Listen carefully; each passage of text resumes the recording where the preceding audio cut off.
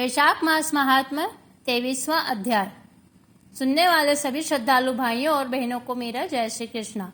चलिए हम 23वें अध्याय की कथा सुनते हैं। शांताकारं भुजगशयनं पद्मनाभं सुरेशं विश्वाधारं गगनसदृशं मेघवर्णं शुभांगं लक्ष्मीकान्तं कमलनयनं योगभिर्ध्यानगम्यं वंदे विष्णु भवभयहरं सर्वलोकैकनाथम्। श्रुतिदेव जी कहने लगे कि अब मैं इस पापों का नाश करने वाले महात्म्य का वर्णन करता हूँ। माघ मास की शुक्ल पक्ष की तीज, जिसको अक्षय तृतीया कहते हैं, इस दिन सूर्योदय के प्रथम प्रहर में जो स्नान करते हैं वह अवश्य विष्णु लोक को जाते हैं। जो देवता ऋषि और पितरों का तर्पण करता है उसने सब वेदादि शास्त्र पढ़ लिए, सब यज्ञ कर लिए तथा 100 श्राद्ध कर लिए। जो इस दिन भगवान का पूजन कर कथा सुनते हैं वे मुक्ति प्राप्त करते हैं। जो दान करते हैं वे अक्षय फल पाते हैं। यह तिथि देवता ऋषियों का तथा पितरों की है। इस दिन सनातन धर्म करने पर इन तीनों की अक्षय तृप्ति होती है। यह तिथि कैसे प्रसिद्ध हुई सो मैं बतलाता हूँ। प्राचीन समय में राजा बलि और इंद्र का घोर युद्ध हुआ। इंद्र बलि को जीतकर पृथ्वी पर उतथ्य ऋषि के आश्रम में गया। वहां जाकर उसकी मंदगामिनी गर्भिणी पत्नी को देखकर, जिसकी कमर में सुवर्ण सूत्र में बंधी हुई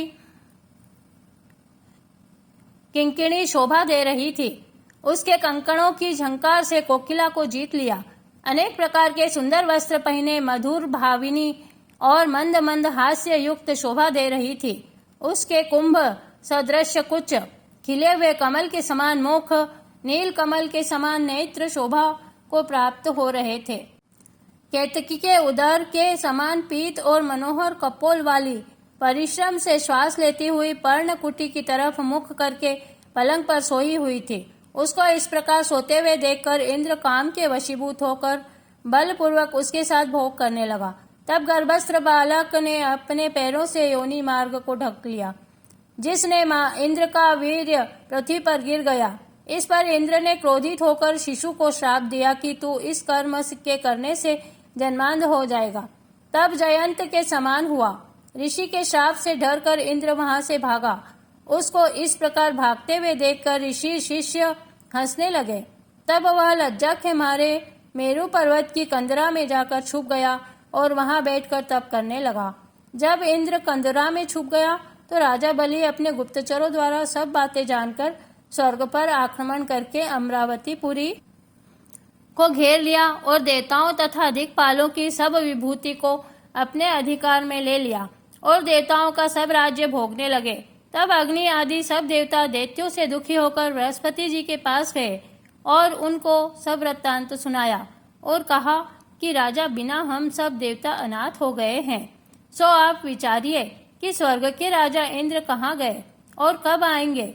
तब देवगुरु बृहस्पति जी ने इंद्र का रसातल में बलि को जीतकर अतथ्य के आश्रम में जाना और ऋषि पत्नी के साथ बलपूर्वक भोग करना एवं शिष्यों से अपमानित होकर कंदुरा में छुप जाने का समस्त वृत्तांत देवताओं को सुनाया और कहा कि अब इंद्र शनि के सहित वहीं गुफा में घुसे हुए हैं और अपने किए हुए कर्म पर पश्चाताप कर रहे हैं।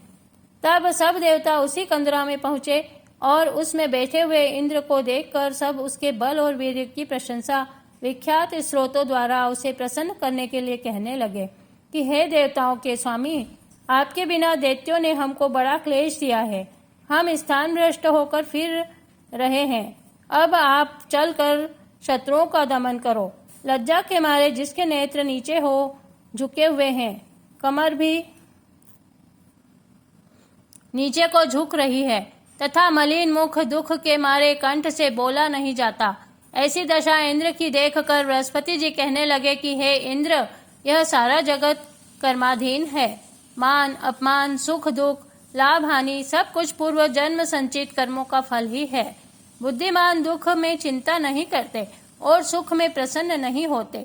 तुमको भी यह दुख प्रारंभ से ही है प्राप्त हुआ है, अतः तुमको शोक नहीं करना चाहिए।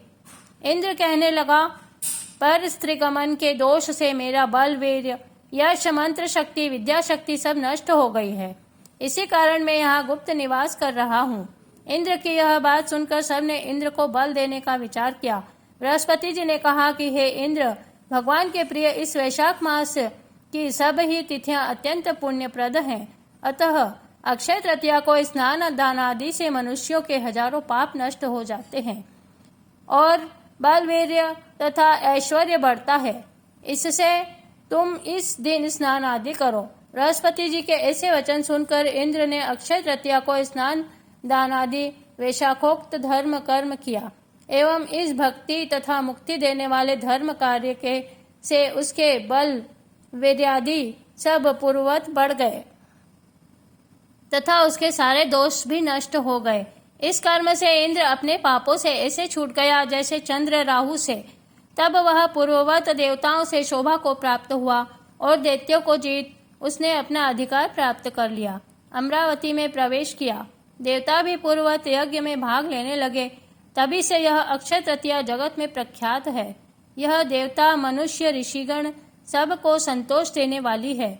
सब कर्मों को काटने वाली अत्यंत पुण्यतम यह तथा भक्ति और मुक्ति को देने वाली अक्षय तृतीया है। इस प्रकार वैशाख महात्म्य का 23वां अध्याय समाप्त हुआ। बोलिए विष्णु भगवान की जय।